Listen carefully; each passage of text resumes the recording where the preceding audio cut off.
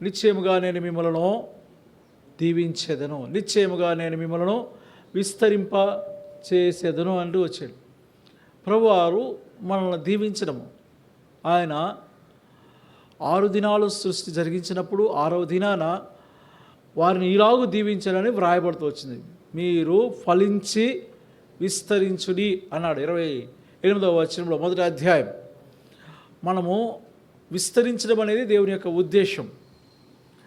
సంవత్సర ఆరంభం మొదలుకొని సంవత్సర అంతం వరకు ప్రభువారు మన విషయాలు ఏం చేయనన్నాడు అనేది 4-5 సంగతులను ధ్యానం చేద్దాం. మొట్టమొదట విషయం చూడండి, 11వ వచనంలో మొట్టమొదటి విషయం, మీరు నది దాటి స్వాధీనపరచుకున్నటకు వెళ్ళుచున్న దేశము కొండలు లోయలు గల దేశము. కొండలు లోయలు కలిగినటువంటి దేశము. ఇశ్రాయేలీలు ఐగుప్తును విడిచిపెట్టిన తర్వాత మైదానము అంటే అరణ్యంలో ప్రయాణం చేసినప్పుడు అది ఈ నా ఎదురుగా ఉన్న బల్ల లేదా మీరు కూర్చున్నటువంటి స్థలం ఎంత మైదాన ప్రదేశం అంటే సమముగా ఉంది. ఐగుప్తు దేశము కూడా సమముగా ఉన్నటువంటి ప్రదేశమే, మైదాన ప్రదేశం.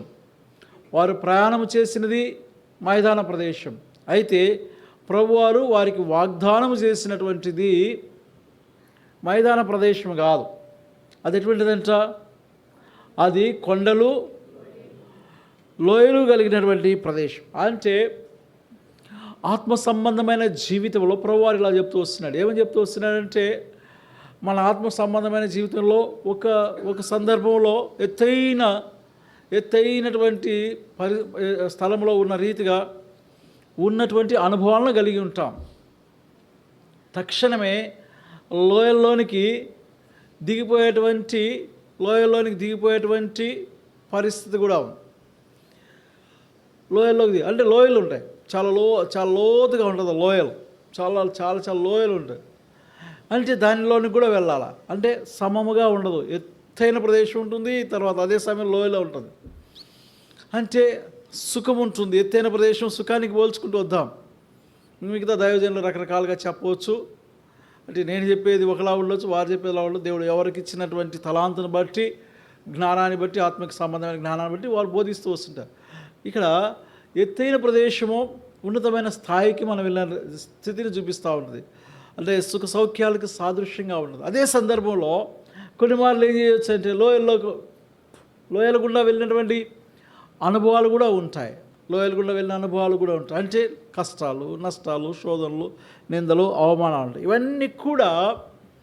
ఇవన్నీ కూడా క్రైస్తవ జీవితంలో అనుభవించాలి. అది చూస్తూ వచ్చాం కదా. మోషే యొక్క జీవితంలో 40 సంవత్సరాలు రాజరికపు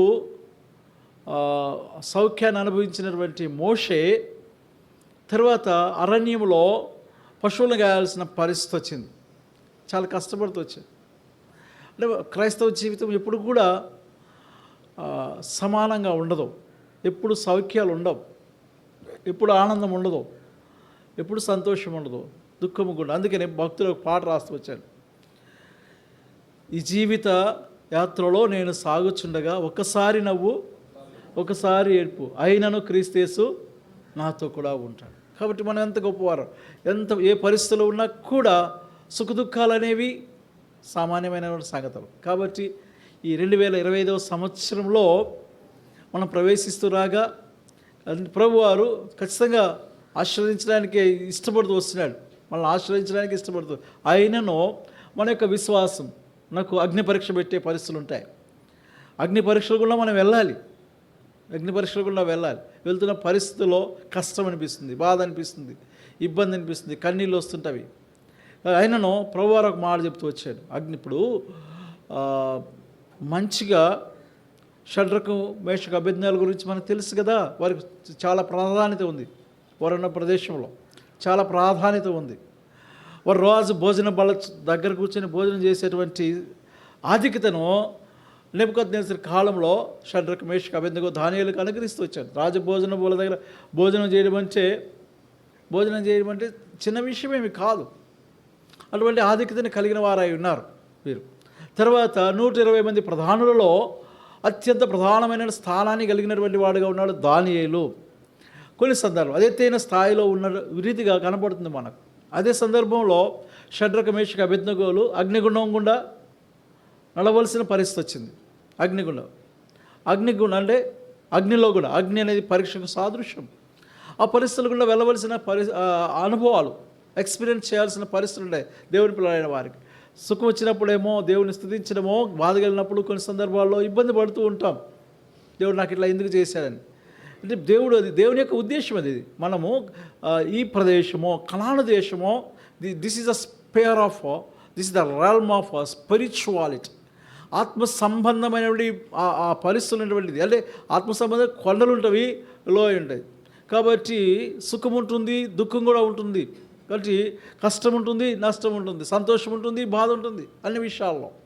కాబట్టి ఈ విషయాలు మనం జ్ఞాపకం చేసుకోవాలి. 2025 సంవత్సరం 2024 సంవత్సరం కంటే మనం చాలా చాలా హ్యాపీ. ఎంతవరకు హ్యాపీ ఉందో, హ్యాపీ న్యూ ఇయర్ అని ఆ రోజు ఎంతో చక్కగా విష్ చేసుకుంటాం. సరే, ఎంతమంది జీవితాల్లో హ్యాపీ ఉంది, ఎంతమంది జీవితాలు హ్యాపీ అంటే భిన్నంగా ఉంది. 2024 సంవత్సరం కంటే ఏముండదు. మన యొక్క ఆ రోజుకు మాత్రమే సంతోషిస్తూ వస్తుంటాం. బర్త్డే చేసుకుంటే హ్యాపీ బర్త్డే చేస్తుంది. ఎంతవరకు హ్యాపీగా ఉంటుంది? ఆ సంవత్సరం అంతా హ్యాపీగా ఉంటుందా? హ్యాపీ బర్త్డే చేసుకున్నంత మాత్రాన? నో. కాబట్టి దేవుని పిల్లలమైన దేవుని పిల్లలను ఒక విధంగా నడిపిస్తూ వస్తాడు. అన్యులను కూడా, ఎరగని వారిని కూడా ఇటువంటి అందరికీ దేవుడే ఆయన. ప్రతి వారి జీవితంలో సుఖదుఖాలు ఉంటాయి. మన జీవితాల్లో కూడా సుఖదుఖాలు ఉంటాయి. చూడండి, కీర్తనల గ్రంథం 37వ అధ్యాయం ప్రభువారు చేసినటువంటి వాగ్దానం 23వ వచనం. 37వ అధ్యాయం 23వ వచనం.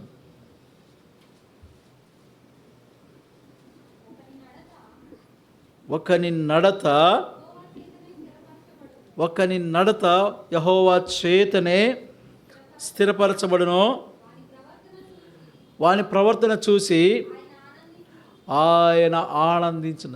ఒకవేళ స్థిరపరిచేవాడుగా ఉంటాడు. అది ఎత్తైన ప్రదేశమా, ఎక్కలేని పరిస్థితులు ఉన్నాయా, లోతైన ప్రదేశమా, జారిపోతున్నట్లుగా ఉంటున్నాయా, వాని యొక్క ఎత్తుగా ఉన్నప్పుడు ఎక్కడం కష్టంగా ఉంటుంది, దిగిపోతున్నప్పుడు జారిపోయే పరిస్థితులు ఉన్నాయి. అయినను he will set of feet right when there is a chance to skid of feet. అంటే మనము we need to watch of foot.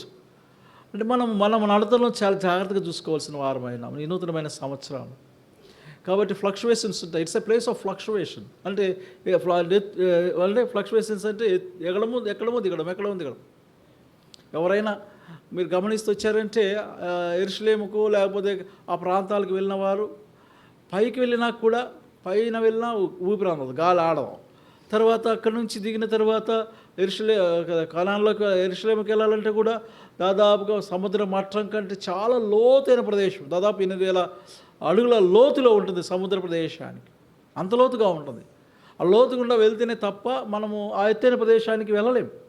ఎత్తుగా వెళ్ళిపోతాము, ఎత్తు ప్రదేశాలకు వెళ్తాము, తర్వాత అంత లోతుగా వెళ్తూ వస్తాం. ఒక సందర్భంలో నేను బస్సులో తీసుకొని పోతా ఉంటే ఊపిరి అందట్లా పైకి వెళ్ళినా కూడా అది మనం మొదటిసారిగా వెళ్తే ఊపిరి అందని పరిస్థితులు అనుభవిస్తూ వస్తాం. అట్లనే లోతైన ప్రదేశం ఎంత ఎత్తుగా వెళ్తుందో అంత లోతుకు కూడా వెళ్ళాల్సిన పరిస్థితి ఉంటుంది. అప్పుడు ఉక్కిరిబిక్కిరి అయిపోతాం. దేవుడు పూర్తి ఆశీర్వాదములతో నేను అన్నాడు కదా, ఎవరు నేను ఏ పార్టీ వాడను, ఇశ్రాయేలుకు రాజుగా చేస్తున్నాను అన్నాను. నేను ఏ పార్టీ వాడను, నా తల్లి కీషు కుటుంబం ఏ పాటిది అని దేవుడు ఆశ్రయిస్తున్నాడు. అట్లా ఉక్కిరిబిక్కిరి అవుతాం. సమస్య వచ్చినా కూడా ఉక్కిరిబిక్కిరి అయ్యే పరిస్థితులు వస్తుంటాయి. నూతనమైన సంవత్సరంలో ప్రభు మన ఒకవేళ ఇటువంటి పరిస్థితులు నడిపిస్తూ వస్తున్నాడా, మనము దేవుని యొక్క నడతను మన స్థిరపరిచే విధానాన్ని మనం రియలైజ్ అవ్వాల్సిన పరిస్థితులు ఉంటాయి. ఇది మొట్టమొదటి విషయమో. తర్వాత ఒక మాట కూడా అన్నాడు, ఏమన్నా రోమిలికి రాసిన పత్రిక 8వ అధ్యాయం 28వ వచనంలో ఒక మాట ఉందండి. ఏమన్నా దేవుని ప్రేమించు వారికి అనగా ఆయన సంకల్పం చొప్పున పిలువబడిన వారికి మేలు కలుగుటకై సమస్తమును సమకూడి జరుగుతున్నాయి. కాబట్టి ఏ పరిస్థితి అయినా కూడా అది మన జీవితాలు అది మేలు కొరకై ప్రభువారు ఉద్దేశించినది. It's a place of wandering, fluctuated place. హెచ్చు తగ్గులున్నాయి, అట్లా పైకి ఎక్కడమో దిగడం అనేటువంటి పరిస్థితి. కనాను దేశం, ఆత్మీయమైన జీవితం. రెండవది ఏంటి చూడండి, 13వ వచనంలో, అదే అధ్యాయం, ద్వితీయోపదేశకాండము 11వ అధ్యాయము 13వ వచనం. కాబట్టి మీ పూర్ణ హృదయముతోనో మీ పూర్ణ ఆత్మతోనో మీ దేవుడైన యెహోవాను ప్రేమించి ఆయనను సేవింపవలన నేను మీకు ఇచ్చిన ఆజ్ఞను మీరు జాగ్రత్తగా వినిన ఎడలా. కాబట్టి హెచ్చుతగ్గులు ఉన్నాయి, కాబట్టి సుఖ దుఃఖాలు ఉన్నాయి. ఇటువంటి పరిస్థితుల్లో మీ పూర్ణ హృదయంతోనూ మీ పూర్ణ ఆత్మతోనూ మీ దేవుడిని యెహోవాను ప్రేమింపవలెను.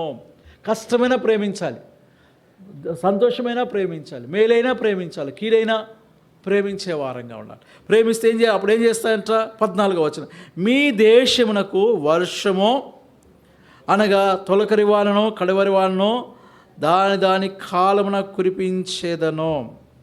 కాబట్టి తొలకరి వానను వాటరింగ్ ప్లేస్ గమనిస్తూ వచ్చామంటే it's not only A wandering place, it's a place of water.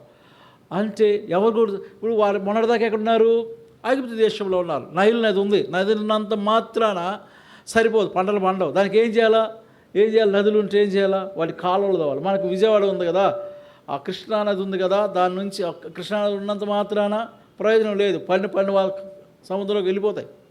దానికి ఏం చేయాలంటే మనము కాలువలు తవ్వాలి. 3 కాలువలు ప్రవహిస్తున్నాయి విజయవాడ గుండా కాలువలు. అంటే కాలువలు తవ్వడం అంటే అర్థం ఏంటి?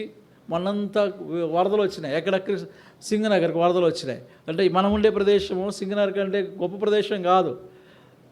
గాంధీనగర్ అని పేరు పెట్టారు దానికి, గాంధీనగర్.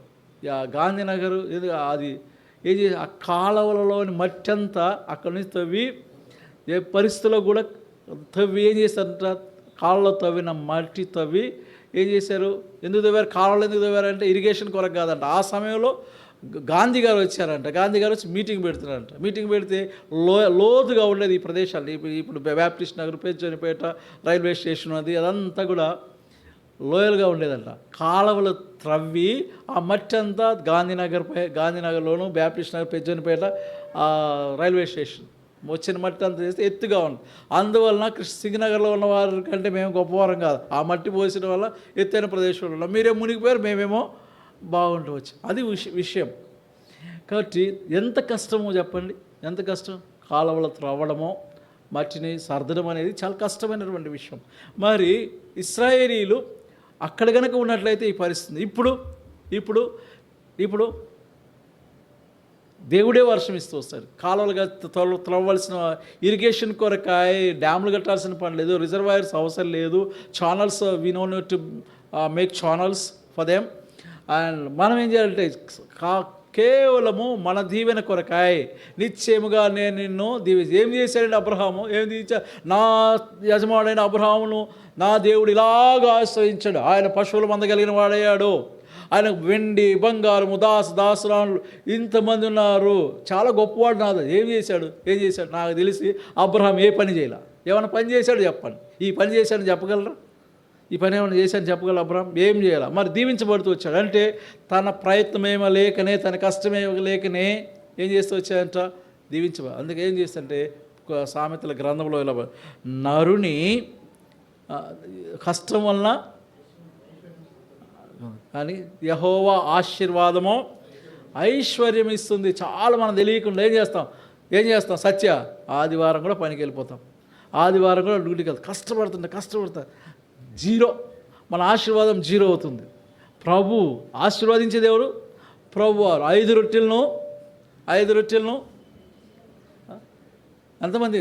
నేను ఎప్పుడు ఎక్కడ అడిగాను, 5,000 మందికి. ఎన్ని రొట్టెలను? 5 రొట్టెలను 5,000 మంది. ఎన్ని రెట్లు అమ్మా? ఎన్ని రెట్లు? మనం సంపూర్ణత అంటే ఏం చెప్తాం? సంపూర్ణత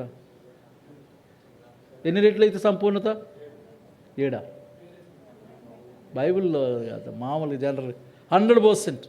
100% అంటే పర్సెంట్ అంటాం, అంటే 100% సంపూర్ణత. మరి 5 రెట్లు 5,000 మంది పెట్టే అంటే ఎంతది? ఎన్ని రెట్లమ్మా? 1000 times. అంటే 100కి ఇంకా 10 రెట్లు ఎక్కువే.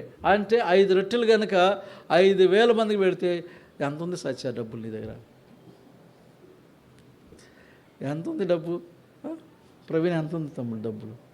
పర్వాలేదులే, అన్న సత్యంలో చెప్తాను కానీ బహిరంగ చెప్పనంటావా? 1,00,000 రూపాయలు ఉందనుకుందాం, 1,00,000 రూపాయలు ఉందనుకున్నాం. ఎందుకు అడగకూడదు? ఎందుకు అట్లా అడగకూడదు? నా దగ్గర 1,00,000 రూపాయలు ఉంది. ప్రభు 5 రొట్టెలను దీవించావు కదా, ఎలా దీవించావు? 1000 ఫోల్డ్ బ్లస్ చేసావు కదా, నా దగ్గర ఉంది, నా అవసరం ఇది, నువ్వెందుకు బ్లస్ చేయకూడదు అంటే ఎంత అవుతాముడు? ఎంత శ్రీబా చెప్పమ్మా, నువ్వు మ్యాథ్స్ టీచరు కదా. 1,00,000 ఇంటూ 1000 ఎంత? ఎంతమ్మా నీకు తెలుసమ్మా? నేను సైన్స్, నువ్వు సైన్సేనా? ఏమ్మా 10 కోట్ల క్రోర్సా? అమ్మ బాబాయ్, 1,00,000 రూపాయలు ఉన్నాడు అడగండి. 1,00,000 రూపాయలు ఉన్న నన్ను 5 రొట్టెలని ప్రభు is a great God, is a great God. 1,00,000 రూపాయలే ఉంది, నన్ను దాన్ని 1000 టైమ్స్ 1000 ఫోల్డ్స్ మల్టిప్లై చేయమని అడగండి. Surely he will bless, he will multiply you. అదే కదా, నిన్ను నేను ఆశీర్వదిస్తాను, నేనేమి క్యారిస్మాటిక్ మినిస్ట్రీ చేయట్లేదండి, నేను ప్రాస్పారిటీ గాస్పెల్ ఏం చెప్పట్లా. ఆ మాట నేను అలా పోల్చి చెప్తున్నా. 5 రొట్టెలని 5,000 మందికి పంచగలిగినప్పుడు నా దగ్గర ఇది ఉన్నది ప్రభా, నా అవసరం ఇదండి. Surely he will make you great. నా ఏం చేశాడు, ఏం తీసుకొచ్చాడు? నేను ఏమంటాడు? నేను కేవలము యాకోబు అన్నాడు, నేను కేవలం నా చేతికరతో మాత్రమే యోర్దాను దాటి తిని అన్నాడు. గమనించండి, ప్రభు ఆశ్రయించేవాడు. అది మనకు తెలియజేస్తూ ఉంది. ఈ నూతనమైన శ్రమ రాని, కష్టం రాని, ఇబ్బంది రాని, లెట్ ఇట్ బి. మనం ప్రభు పైన ఆధారపడదాము. ఆయన మన ప్రయాస లేకనే, మన కష్టం లేకనే ఆయన మనలను సమృద్ధిగా ఆశీర్వదించేవాడుగా ఉన్నాడు, సమృద్ధిగా ఆశీర్వదించేవాడుగా ఉన్నాడు. వర్షము ఎటువంటి వర్షం అంతా? తొలకరి వర్షము. చూడండి 84వ కీర్తనలో చూస్తాము. 84వ కీర్తన 6వ వచనం. అది కనుక నీ వలన బలమునందు మనుషులు ధన్యులు, యాత్ర చేయు మార్గములు వారికి అతి ప్రియములు. చదువు ఇంకా. వారు బాకా లోయలో పడి వెళ్ళుచు దానిని జలమయముగా చేసి. బాకా అక్కడ లేదా? అంతే, దాని అర్థం అది దుఃఖం. వారు ఒకవేళ బాధల గుండా వెళ్ళొచ్చు, దుఃఖం గుండా వెళ్ళొచ్చు అంటే జలములు ఆశీర్వాదానికి సాదృశ్యం, వర్షానికి సాదృశ్యం. ఒకవేళ దుఃఖం గుండా బాధ గుండా వెళుతున్న ప్రభు దీవెన, ప్రభు ఆశీర్వాదము మనల్ని ఐశ్వర్యవంతులుగా చేస్తుంది. కనుక ఇటువంటి పరిస్థితులు గుండా వెళ్ళినా కూడా దాంట్లో దుఃఖాన్ని ఏం చేస్తారంటే దీవెనకరంగా మార్చాడు ఈ దేవుడు. సైన్యములకు అధిపతి యెహోవా మనం ఒకవేళ ఇటువంటి పరిస్థితులు గుండా వెళ్ళినప్పటికీ ఆయన దానిని జలమయంగా చేసేవాడు కాదు, మన ద్వారా జలమయంగా చేసేవాడు కాదు, దీవెనకరమైన నుండి పరిస్థితులుగా మార్చేవాడుగా ఉంటాడు. కాబట్టి ఈ నూతన సంవత్సరంలో ప్రభు పైన ఆధారపడము, ప్రభు పైన ఆనుకోవడం నేర్చుకుందాము గాక. ఇది 2వ సంగతి. ఏమంటాడు ఇంకో 3వ సంగతి చూడండి. 3వ సంగతి ఎన్నో వచనము? 11వ వచనమే. 11వ వచనం, 11వ అధ్యాయం 11వ వచనం. ద్వితీయోపదేశకాండము, తీయండి. మీరు నది దాటి 12 చదువుతాముడు. అది ఆకాశ వర్ష జలము త్రాగునో, అది నీ దేవుడైన యెహోవా లక్ష్యపెట్టు దేశము. కాబట్టి అది దేశమని మనం సంవత్సరానికి పోల్చుకుంటూ వస్తున్నాము. సంవత్సరారం నుంచి సంవత్సరాంతం వరకు ఏం చేస్తాడంట? లక్ష్య పెట్టే దేశము. He will watch over us. అంటే మనల్ని గమనిస్తూ. వాచ్ ఓవర్ అంటే ఎలాగా? మా నాన్నకి చాలా పెద్ద వయసు, 85 ఏళ్ళ వయసు. నిన్న మా ఇంటికి బంధువులు వస్తే చిన్న బాబు ఏం చేశారు, మా ఇంటి దగ్గర అవన్నీ క్రిస్మస్కి వేలాడదీసినటువంటి చిన్న లైట్స్ ఉంటాయి కదా, అవి వేలాడుతుంటే మేమేదో కబుర్లు పెట్టుకుంటున్నాం, అందరు కబుర్లు పెట్టుకుంటాం. బాబు ఏం చేశాడంటే వెళ్ళేసి అవి పట్టుకుంటా ఉన్నాడు. మేమేమో కబుర్లు పెట్టుకుంటే ఏం చేశాడు, ఆ పిల్లోడు అవి పట్టుకుంటుంటే మా నాన్నకి 85 ఏళ్ళ వయసు. ముందు వాడిని గమనించండి అంటాడు. వాడు పోయి పట్టుకుంటున్నాడు దాన్ని అంటే అనుకున్నాము, మనందరికీ లేనటువంటి ఆలోచన ఆయనకి ఎందుకు ఉంది? మనందరికీ లేదే పిల్లోడు పోయి పట్టుకుంటున్నాడని. ఆయన మాత్రం వాడిని గమని చూడండి. పెద్దవాళ్ళు ఏం చేస్తారంటే ఆయన మా మాటలు వింటూ వస్తున్నాడు, తర్వాత పిల్లల్ని కూడా గమనిస్తూ వస్తున్నాడు. కాబట్టి మా నాన్నగారు పిల్లోడి పైన శ్రద్ధ పెడుతున్నాడు, మా మాటలు వింటున్నాడు, పిల్లోడి పైన శ్రద్ధ పెట్టిన రీతిగా అంతకంటే ఘనమైనటువంటి దేవుడు. కాబట్టి ప్రియా సహోదరి, మనకు తెలీదు మనం ఏం పట్టుకుంటామో మనకు తెలీదు. ఆ పిల్లోడికి ఏం తెలుసు, పట్టుకుంటే ఏమో తెలుసు, అవి వెలుగుతూ ఉన్నవి, బాగున్నాయి, కళ్ళకు బాగున్నాయి అంటాడు. వాడు ఇంతే ఉన్నాడు కొన్నా, ఏం డ్రా చేస్తా, బ్యూటిఫుల్ అంటున్నాడు. అంటే బ్యూటిఫుల్ అండి అది వాడు అంటాడు, ఎందుకు పట్టుకున్నారా అంటే పిల్లోడే చిన్నవాడు చిన్నవాడు బ్యూటిఫుల్ అంటున్నాడు. బ్యూటిఫుల్ సరేలే రా పట్టు, దానికి షాక్ వస్తే బ్యూటిఫుల్ అవుతుంది. వాడికి తెలియదు, మనం కూడా బ్యూటిఫుల్ అనుకుంటాం, పోయి దాన్ని ఏం చేస్తామని పట్టుకుంటాం, ఇట్స్ బ్యూటిఫుల్ అంటాం. మనకు తెలియకుండా ఇది చాలా బాగుందని పోయి పట్టుకుంటాం. ఉంటుంటుంది ఏం సేమో గ్లిటరింగ్ ఉంటుంది, చాలా బ్యూటిఫుల్ అని పట్టుకున్నప్పుడు తెలుస్తుంది షాక్ ఇస్తే, షాక్ ఇస్తే. కాబట్టి ఏం చేస్తాడంటే ఆయన ఏం చేస్తారు, ఆయన మనల్ని ఏం చేస్తారు, తల్లి ఏం చేస్తుంది చెప్పండి.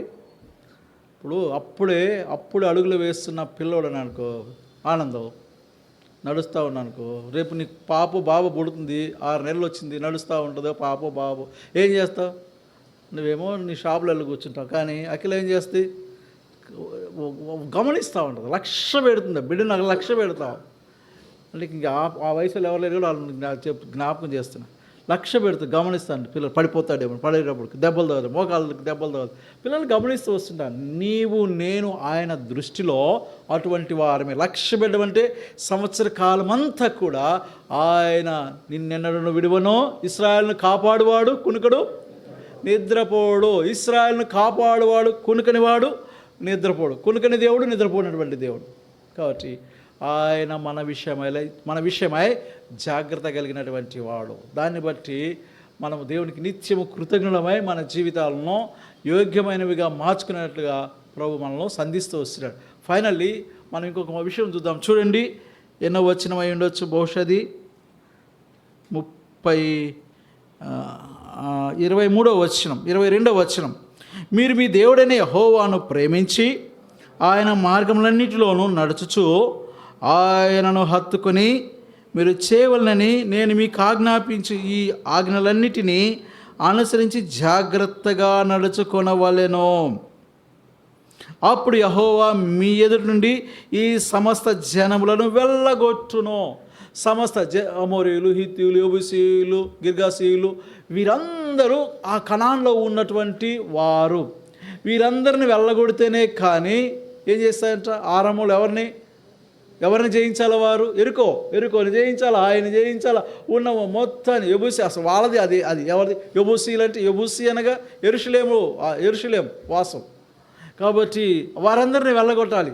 కాబట్టి అంటే ఏం చేసినంటే మనకు జయమునిచ్చేవాడు. ఈ సంవత్సర కాలం అంతా కూడా శత్రువులు చాలామంది ఉంటారండి మన జీవితాల్లో. మనకు చాలామంది శత్రువులు ఉంటారు. అంటే శత్రువులు అంటే ఏంటి, ఇప్పుడు మనకున్న శత్రువులు ఎవరు, ఏమైనా శత్రువులు ఉన్నారా? దేవుని పిల్లలమైన తర్వాత మనకి ఎవరు శత్రువులు ఉన్నారు కదా, ఎవరైనా ఉంటారా? మన మనస్సులో కనుక ఇప్పుడు ఈ దీవెనలు అన్నీ ఉన్నాయి కదా, 3 సార్లు మనం 3 సంగతులు చూస్తాం. వర్షము, తర్వాత రెండవది ఏం చూస్తూ వచ్చామంటే ఆయన లక్ష్య పెట్టే విధానము. ఇవన్నీ మనం కలిగి ఉండాలంటే భౌతికంగా కానీ మానసికంగా కానీ మనకు శత్రువు అనే వారు ఎవరు కూడా ఉండకూడదు. ఎందుకు ఉండకూడదు, ఇది నూతన నిబంధనలో ఏమైనా శత్రువులు ఏమన్నా, వీరేమి చేయుచున్నారో వీరెరుగరు, వీరిని క్షమించుము అన్నాడు. కాబట్టి క్షమాగుణముతో నిండిన వారమే తప్ప శత్రుత్వాన్ని, we mustn't have enmity in our mind, మన యొక్క మనస్సులో ఆ శత్రుత్వం అనే దానికి చోటే ఉండకూడదు. ఉన్నట్లయితే అపజయ జీవితం జీవిస్తూ వస్తాం. మనం జయ జీవితం జీవించలేం.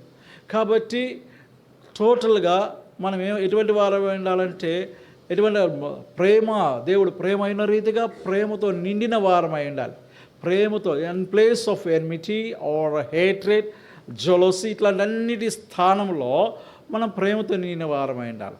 కాబట్టి అప్పుడు ఏమవుద్దంట, మీ ఎదుటి నుండి ఈ సమస్త జనములు వెళ్ళగొట్టును, మీరు మీకంటే బలిష్టైన గొప్ప జనముల దేశములను స్వాధీనపరచుకొందురు. ఇది ఆశీర్వాదం.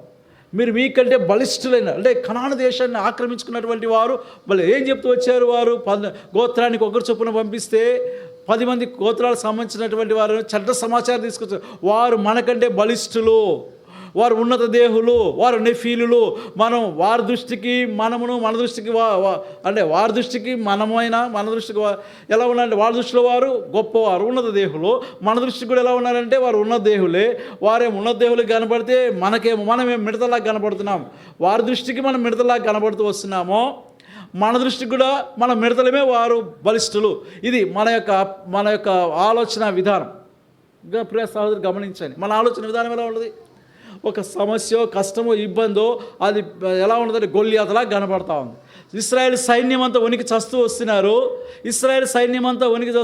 గొల్లియాతున్నాడు అక్కడని. కాబట్టి మన ఈ సంవత్సర కాలంలో మనకు ఎదురే ఏ పరిస్థితి అయినా కూడా గొల్లియాతు వలె జైగాంటిక్ పర్సనాలిటీ అంటే గొల్లియాతు అక్కడ కనపడుతూ వస్తున్నాడు. అంటే మన యొక్క సమస్య కూడా అట్లానే కనబడుతూ ఉండవచ్చు. ఇశ్రాయేల్ సైన్యం అంతా కూడా బెంబేలెత్తిపోతూ ఉండొచ్చు. ఇశ్రాయేల్ సైన్యం అంతా కూడా మరి ఫైట్ చేయడానికి వెనకంజ వేస్తూ ఉండొచ్చు. వారి గుండె జారిపోతూ ఉండొచ్చు. కానీ దేర్స్ ఏ బాయ్, అంటే మా పిల్లవాడని చెప్పవచ్చు, యవనస్తుడు, ఎన్ యంగ్ మ్యాన్, డేవిడ్. ఏముంది అంత మాత్రమే కదా. 12 గోత్రాలు, 2 గోత్రాలు యెహోషువ కాలేబులు ఏమంటారు, యెహోవా మన యందు ఆనందించిన ఎడల నిశ్చయముగా దేశాన్ని మనం స్వతంత్రించుకుంటామంటూ వస్తున్నారు. కాబట్టి ప్రియ సహోదరి సహోదర, దీనికి విజయానికి, జయం పొందడానికి మన విశ్వాసమే జయ జీవితానికి మన విశ్వాసమే. మనం కనుక విశ్వాసం కలిగిన వారమైనట్లయితే ఏం చేస్తే ఆయన మనకు విజయం ఇచ్చేటువంటి వాడు. విజయం ఏమి వెళ్ళాడు చెప్పండి. లోయలో దిగాడు. ఎలా లోయలో దిగాడు? తర్వాత 5 నున్న రాళ్ళు తీసుకున్నాడు. తర్వాత ఒడిసెల్లో పెట్టుకున్నాడు. దాన్ని ఒక చిక్కంలో తీసుకున్నాడు. ఒక్క రాయితో ఏం చేస్తూ వచ్చాయంటే నుదుటిన కొట్టి చంపేదో, నుదుటిపై కొడుతూ వచ్చాడు.